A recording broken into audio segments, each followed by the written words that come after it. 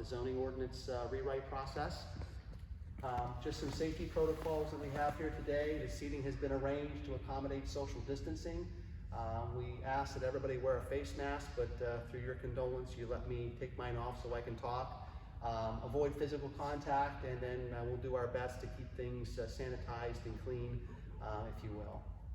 So the whole purpose and need for the zoning ordinance rewrite really started with the fact the City Council recognized that its current zoning ordinance was enacted back in 1970. And over those decades, it has been amended through text amendments or map amendments, in this case both, to a point where it really became kind of a hodgepodge of different regulations. And if you look at the zoning map today, there's a lot of different types of zoning districts that are kind of tucked in throughout. So it's really kind of not really a homogeneous, it's really a dichotomy of colors across this zoning map. So what we wanted to do was to take another fresh look at the zoning ordinance. And that's all based upon, too, that the comprehensive plan for the city was updated in 2018, and that was its required 10-year update of the city's comprehensive plan. So that comprehensive plan is a policy document that sets forth goals and objectives related to land use, transportation, housing, etc. That then is a policy direction and foundation for how you should look at your regulations, either zoning, subdivision, or other types of land use regulations, if you will. Zoning, of course, was one area of focus to say, okay, our comprehensive plan has been updated, and we really need to take a look at our zoning ordinance. And then also, too, since 1970, the state legislature enacted Chapter 8A of the West Virginia Code. This deals with land use planning, and that is actually the cities and municipalities, so counties, cities like Martinsburg. This is their enabling legislation to do comprehensive planning, to enact zoning and other types of land use regulations. And then Article 7 within Chapter 8A specifically deals with the zoning ordinance itself. So it gives you the requirements of what the zoning ordinance must have in it. It also specifies how it's to be enacted, how it's to be amended, etc. Okay? So the rewriting process, after we were selected, City Council also instated an ad hoc advisory steering committee. This is a picture of them at work, us at work, at one of our many monthly meetings that we had between starting in September of 2019 through March of this year. In fact, our last meeting this year was literally the day before everybody almost went on lockdown. So it was timely that we finally got that last meeting in. But what they did with our assistance was really work through a very strategic process to determine how do we look at the new zoning districts for the city, and also to work specifically through chapter by chapter, if you will, of the new draft zoning ordinance. So each member, deliberately went through, read it line by line, contributed to its construct, and we used these work sessions, as we can see here. This was where we started with what zoning districts do we need to start with. So you can see we really rolled up our sleeves and did a lot of hard work over those months. So after each between meetings, myself, my team at Michael Baker, along with Kim and Dana and Shane at the city staff planning level, we would actually have work sessions of ourselves and to actually physically work through comments, suggestions by the council to actually come up with a draft document. So the draft ordinance itself, again, this is online at the planning department's webpage, consists of these 6 articles. And the current ordinance, the 1970 version ordinance, has about 15 or so articles. So what we've really done is try to take all that information and try to streamline it into a very concise, more user-friendly, reader-friendly, and also enforcement administration-friendly type of document. Article 1, general zoning provisions. So for example, discusses the Board of Zoning Appeals, BZA. It also talks about zoning permits, all the administration and enforcement requirements that the zoning officer, the person at the city level, needs to have in terms of the power and authorities to enforce and administer the zoning ordinance is included in the general zoning provisions, okay? That section currently is spread across multiple articles. It just makes so much sense to condense that down into one succinct section, if you will. Article 2 has definitions. Every ordinance needs to have a good set of definitions to define the terms that are used in the ordinance, and that's what that section does. It has specific definitions for a lot of terms. I mean, that's part of the enforcement administration process, that you need to have a good set of definitions. The zoning districts defines the various zoning districts that we'll talk about, and also references the zoning map. Again, this is the draft zoning map that has these zoning districts that are defined here, and you can see where they're located. And this is also in an interactive map-based, web-based format, and I'll show you an example where you can actually go in, type in your address, and you can see exactly which zoning district you're in. And there's being more work done on that by the city's GIS department too, to enhance the information that that online web map can provide. Zoning uses, Article 4 deals with a specific set of definitions and terms and a standardized list of uses that are permitted in the city under this zoning ordinance. Then supplemental regulations deals with a lot of supporting types of regulations that are pertinent or accessory to any primary use. And I say that in terms of like fences or swimming pools or other things of that nature that aren't specifically addressed in Article 4. Okay, you'll find those in supplemental regulations. Article 6 is the final one that deals with signs. So on-premise signs primarily is dealt with there, and the regulations for how tall they need to be, how the size of them, etc., and where they're permitted to be located too. Okay. So this chart here, I know it's a little bit of an eye chart, so I apologize, but there's a lot of information that we had to cram in on it. So the first column, the types of zoning districts that we have residential districts, we have mixed use districts in terms of commercial and residential mixed together. We have, currently we have industrial districts under the current zoning ordinance. Institutional district is a new category of districts that we've included in the new zoning ordinance. And then we have a section called special districts.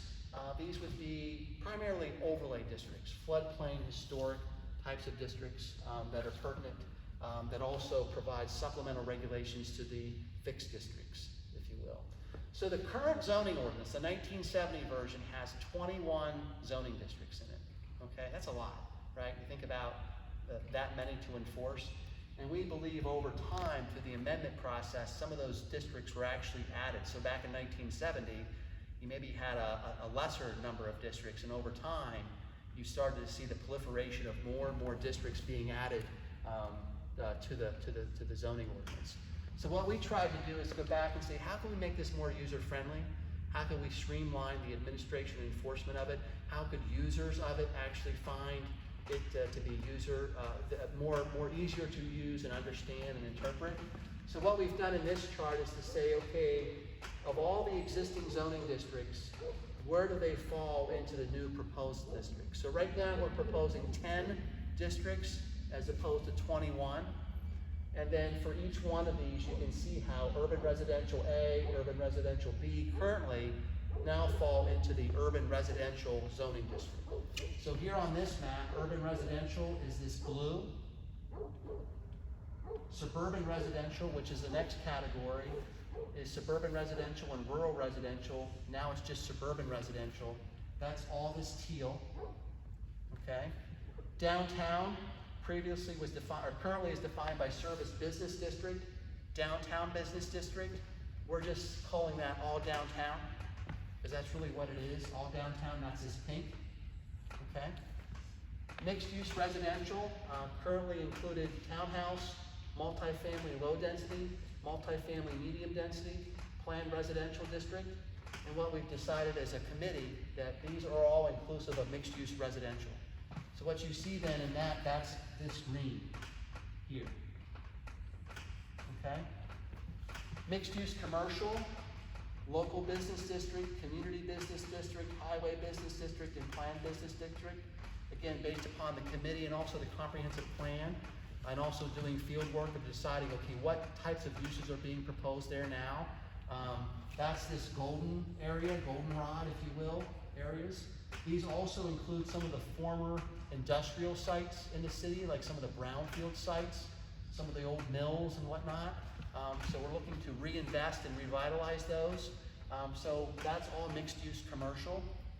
And then because of all those former industrial sites no longer have an industrial use, the planning that's been done for those prior to us working on this project has said mixed-use commercial is really what those should be. So that's why there's no more industrial districts proposed under this current zoning scheme, okay? Most of the industrial uses are being moved out into the industrial parks in the county, okay? And then a new zoning district that we've provided for is called medical institutional. That's in this blue, and that's really what's happening around the West Virginia University hospital campus, and all of the hospital growth, and also the medical clinical office growth that's occurring. So that's what you'll see this area, because it's a growing district, it's an established district, those uses. That's why we specifically carved out a specific district for medical and institutional. Makes sense, because you got West Virginia University, WVU Health campus there, their medical campus, and that's a research university as well. So that's what that zoning district applies to. Then these special districts are supplemental. So we call everything above here, they're fixed, meaning that there's a defined fixed boundary based upon parcels. Which parcels go into which zoning district? These operate almost as either an overlay to those districts, or in the case of annexation reserve, so anytime that there's a parcel in the county that a petition is submitted to city council to have those properties annexed into the city, we may not understand how any of those properties may need to be zoned. So this annexation reserve is what we call a temporary holding zoning district. If it's coming into the city, we've got to zone it something, but we may not understand truly what the zoning should be at that given point in time. That gives the city council an opportunity to determine what's the most appropriate zoning district that should be applied to those parcels. Does that make sense? The overlay districts, there's 3 of them. Historic preservation already exists, and it's based upon where the historic districts are in the city, the established historic districts. Floodplain overlay, obviously, is where you have floodplain areas. That's already an established district under the current zoning. And then a new one is this economic development overlay, and really that applies to where you have these brownfield sites where you need to see reinvestment.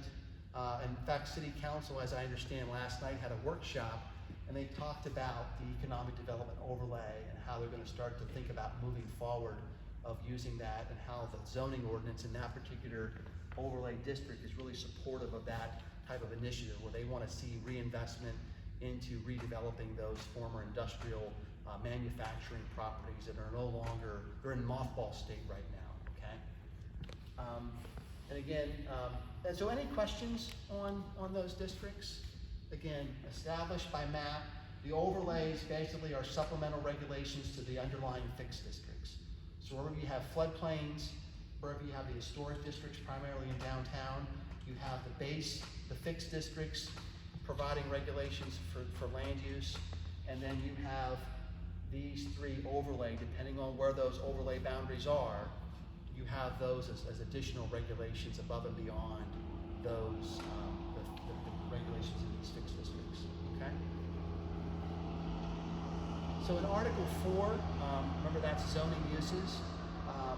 It's defined, this is just a snapshot, an example of maybe a couple pages beyond this. So every single use in the ordinance is defined. It has a specific definition. They're broken into or divided into these principal use categories of residential and lodging, civic and institutional, open space, retail, service, adult, employment, and infrastructure. And then we have, in addition to principal uses, you have accessory uses and temporary uses included in there as well. So if you wanted to know, okay, where does single-family detached dwellings, where are those permitted? They're either permitted by right, meaning that you need no other special permission to have that use exist lawfully, or by special exception, where the Board of Zoning Appeals needs to approve that use as a special exception, and there's certain requirements specified back up in the general zoning provisions of how you determine what's the approval criteria for a special exception use. So this whole list of uses that's in this ordinance are defined, and this simple table then tells you by zoning district where those uses are permitted by right or permitted by special exception, or if they're blank, they're not permitted at all in those areas. Okay? And like in the case of mixed-use commercial or mixed-use industrial or medical institutional, we're not allowing or permitting a single-family home because there's other places that are appropriate for a single-family detached home. Does that make sense? So there's logical kind of input and thought to the way that table was put together. So these next several slides, these are within the zoning ordinance. You need to have what we call purpose and intent statements for each of the districts. So what is the purpose and intent for the urban residential district? So in this case, urban residential, again, that's the blue area here, is the older residential neighborhood areas of the city where a variety of housing types and supporting neighborhood commercial businesses existing, forming a compact and urban grid development. So if you can see the street layout, this follows along with the downtown grid pattern of streets. So this was kind of the second ring of development, if you will, years ago. Downtown was developed, then this second ring formed. And this is really defined. If you drive through the urban residential, you'll see, of course, residential properties, but you also see mixed in there small neighborhood commercial operations, maybe a mom and pop shop, but also too, what we're trying to think about is we want to encourage those small, kind of craft businesses to go in there, maybe a little cafe that you can walk to, grab a bite to eat, etc., go out with friends. So that's really what we're trying to think about. So it's really, historically, you can almost see the former footprints of, that was a corner store at one time. That's what operated there. Wouldn't that be great to go down and get, some groceries or something, maybe milk that we needed for tonight or what have you. So the whole idea is where there's entrepreneurial opportunities, we want to encourage that, again, small neighborhood scale commercial uses intermixed in with residential neighborhood areas. And again, it's also well connected to downtown, promoting this grid network that you want to be able to walk and shop within this neighborhood, but also walk and shop to downtown. So suburban residential, again, this teal area here, if you can see the different street pattern, it starts to a little bit gridded here, but it almost becomes with the cul-de-sacs and everything, the curvilinear streets, it takes on that suburban type of development style and suburban residential. So again, the real goal here is this area is predominantly developed as a single-family housing neighborhoods, large front yards, those bigger setbacks, if you will, more privacy. We want to make sure that we're upholding the maintenance and protection of those existing residential neighborhoods there. And future development will occur gradually through infilling of vacant lots or lots that, for whatever reason, the house was demolished or maybe a fire, unfortunate situation might have happened. But again, any infill, this last bullet, new infill should reflect the character, style, and site placement of the homes that it's existing among. So again, we don't want to have two ranch homes and a lot in between now become an apartment building. That's not what we're promoting here. We're promoting another home, be it a single family detached home that's in the same style and character of what's around it. Does it make sense? So again, that really goes back to support the first or the second bullet, the maintenance and protection of that existing residential neighborhood. Downtown district, the pink here, established to maintain the character and function of the city's historic central business district and its bordering historical residential neighborhoods. So another feature of the zoning is the fact that even though this area here is downtown zoning district, we have to recognize that within downtown you have Main Street, King and Queen, that really takes on that Main Street character. So the buildings are much more larger massed and scaled than if you go to what I call the Elm Street neighborhood, those residential streets behind it. It's still downtown, but it has a different character. So that's the first one, established to maintain the character and function of the city's historical central business district and its bordering historic residential neighborhoods, okay? So what the zoning ordinance does is actually have, even though this is downtown zoning, it goes in and actually defines the development regulations from a land use perspective in this as opposed to here. Because we don't want to see a 4-story hotel. We want to see it downtown, right? We may not want to see that out here because that's not the form and function and the character of the existing development in these parts of that downtown district. So again, we're thinking about form and function, really trying to strengthen the existing character that exists in those neighborhoods. Mixed use residential, again, that's the green area here, as you can see on the map. Promotes higher density and diversity of residential uses that are integrated with personal and professional services as well as retail uses. Again, mixed use residential, the predominant use is residential with supporting commercial. So you might have seen some neighborhoods that were developed as like a traditional neighborhood development where you've got kind of this, trying to recreate maybe a downtown area within a new residential development, but they might have some shops or cafes that then trying to recreate what you already have in downtown. That's a really common practice in a lot of development. Depends on how successful they are based upon market forces, as you well know as a real estate agent, right? But again, the opportunity is that that's what these areas are trying to promote. They're trying to promote that integration of commercial into the predominant residential landscape. And again, commercial uses may be integrated into a residential building. So if you have maybe a replication of a downtown within like this area, you could have vertically integrated uses. So commercial on the first floor, residential on the second floor, or those uses could be separated out where you have a commercial building that might have some retail shops, and behind it, surrounding it, might be some residential. So it really tries to promote a mixed use. And I think the goal is it gives more flexibility. It's not just saying this has to be residential. It's giving more flexibility to help shape and based upon market forces in those particular districts. So mixed use is really trying to promote a mixture of uses. Same with mixed use commercial in this goldenrod area. Again, a lot of the planning that's been going on through the brownfield projects has already helped determine that that type of zoning is exactly what those properties need to have. And in this case, commercial is the predominant use, with residential as being kind of the supporting secondary use. So again, if we think about what's happening along Foxcroft Avenue, where the mall used to be, so here we're seeing a lot of, the mall's gone, what else is going in there?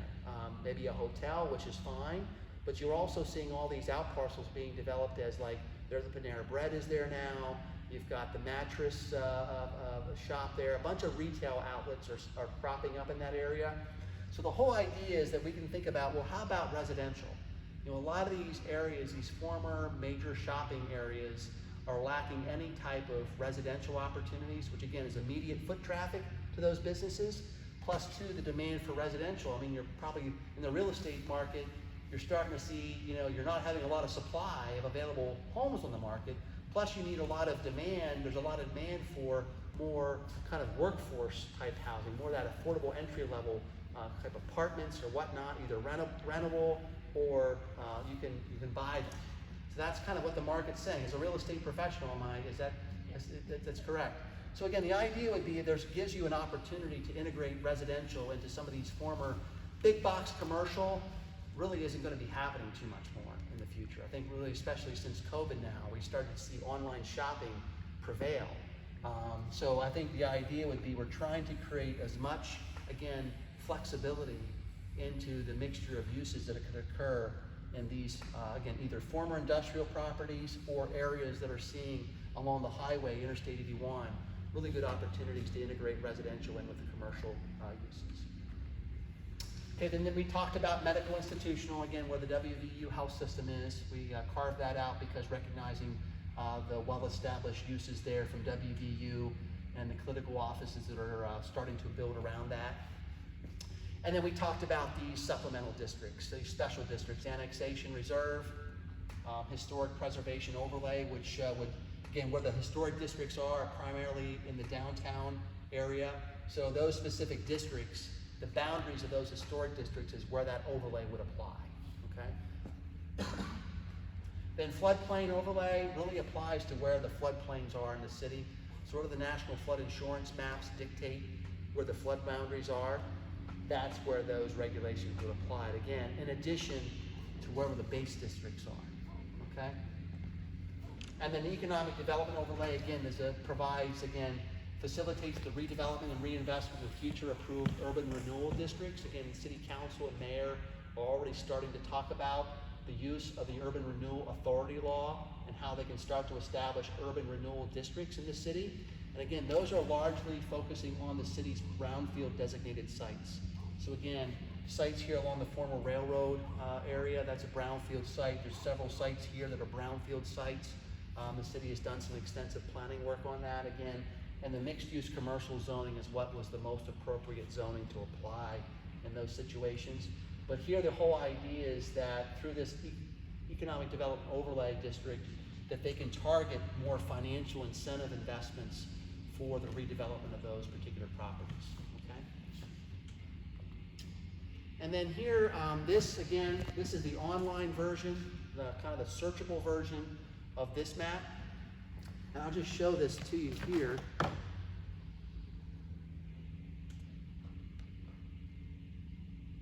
So again, this is online. If you go to the planning department's website, they're eventually going to have a link there. You can go to this same map. So let's just see here, Doreen, you gave me your address, so I'm going to type in your address. So at the top right-hand corner, up here, you can literally type in your address.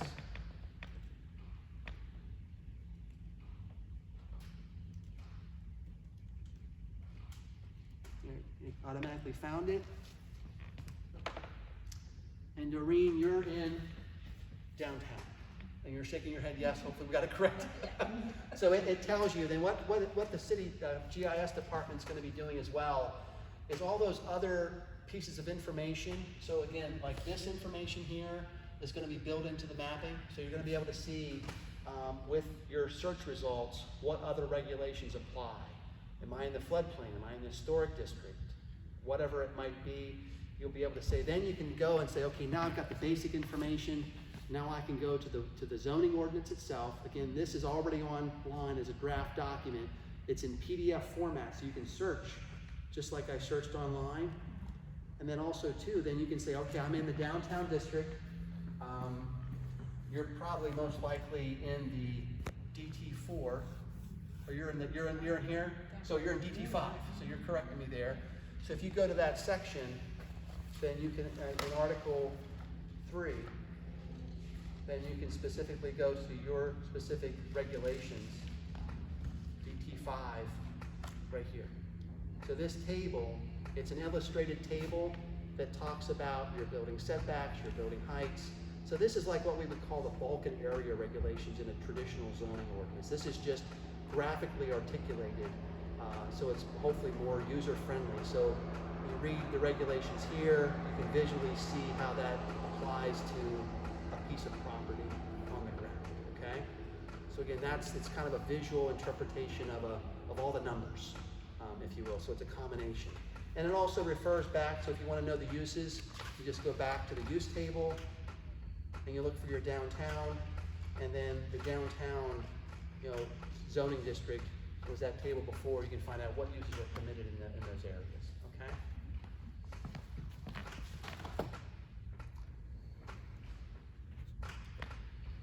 Tracy, do you want me to look up your address? Yes, I would. Okay, so let's do that. Go ahead. 617 Faulkner Avenue. Faulkner? Yes. I got it right, Faulkner? Yes. There's a dealership up my way that's Faulkner, so I guessed it right. So you would be or should be in the urban residential, All right. in the blue, okay? So again, then you'll eventually, you're along Faulkner Avenue, which is right here. So if we go over to this map, you're gonna be in, you're in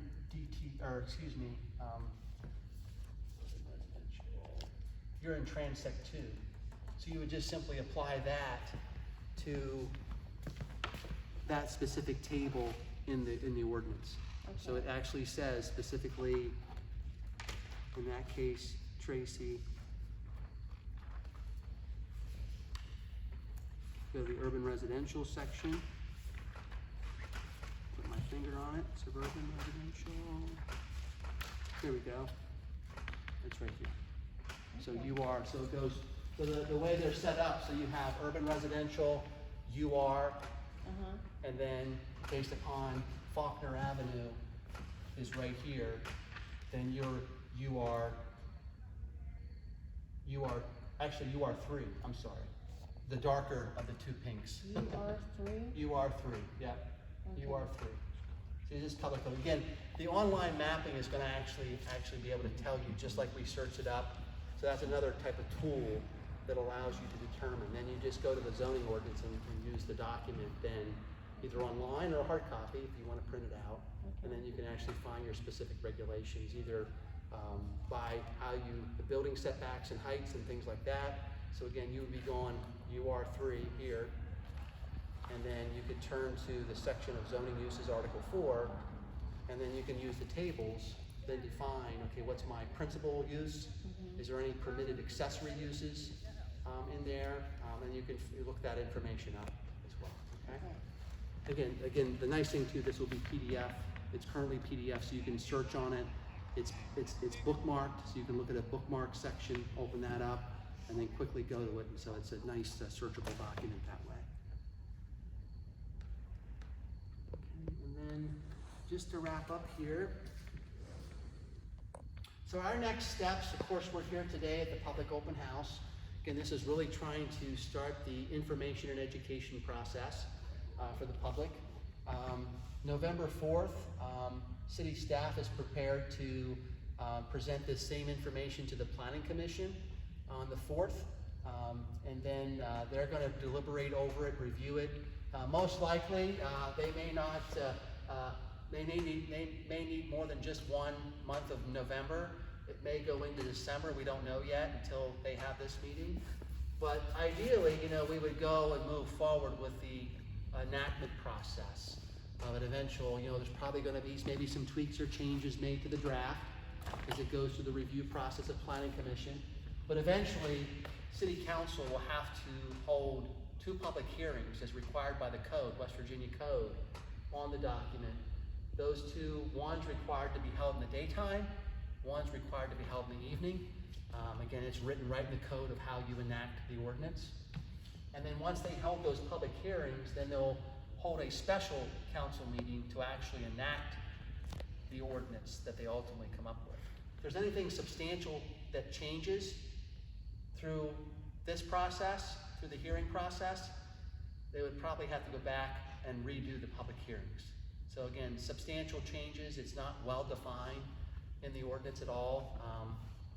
City solicitor is gonna have to help make a determination what constitutes a substantive change. And it would require them to go back through and redo these public hearings and re-advertise it. So at this point, wherever this date is, this might become January, we don't know yet, again, so don't write this isn't in stone. Because we're making text amendments and amendments to the map, we're required to notify every resident that is affected by this change, which will be everybody, by a certified mailer. So whoever the property owner that's on the tax rolls is going to get a letter of certified mail letting them know, hey, new draft zoning ordinance is there, this is your current zoning district, this is your new zoning district, here's where you find the ordinance online, here's the zoning map, etc. So they'll be pointed to all that information so that property owner can help make an informed decision. And then ideally, if they have concerns or comments or questions, they can come to the public hearing and express that information at the public hearing, okay? And then the council is going to use that information then to make an informed decision. What changes we need to make, if they're substantive, that we have to go through this process again. If we don't think they're substantive, then they can proceed with an enactment of the document, of the ordinance at a point in time after those hearings. Does that make sense? So finally, again, if you have questions, comments after today, we're happy to help address anything we can. Zoning at cityofmartinsburg.org. This information is also on the city's webpage. So City of Martinsburg Planning, if you just Google City Planning Department, Martinsburg City Planning Department, you should get that website. Obviously, if you've registered today, that's where you went, right, to get the information. Eventually, the URL, the map that I showed you online is going to be posted here too. So that's going to be an additional piece of information. The department, this piece that I showed you is already there. They're working on some of these additional tools on it, so that'll be available there too as a resource. Okay. Any questions you guys have at this point? Hopefully, again, this is gets kind of like the nuts and bolts and gives you kind of some where to go if you do some additional research, etc. Then obviously, if you've got questions, there was the email address, and that email address is on that website too. And it goes to the city planning department, and we collectively evaluate those questions and comments. Okay. Seems really user-friendly. I hope so. That was one of the real goals. Yeah, that's great. I'm glad, and that's good feedback, because that was really one of the primary objectives of starting over. Is the current one is too convoluted. The map itself wasn't even online. So this process is not just a static map; it's an interactive map that was online. So that's the whole process. It's not just online for this process here; it's online in perpetuity, and then changes could be made as amendments are approved as they need to be going forward to it. So that's good feedback. Really good feedback.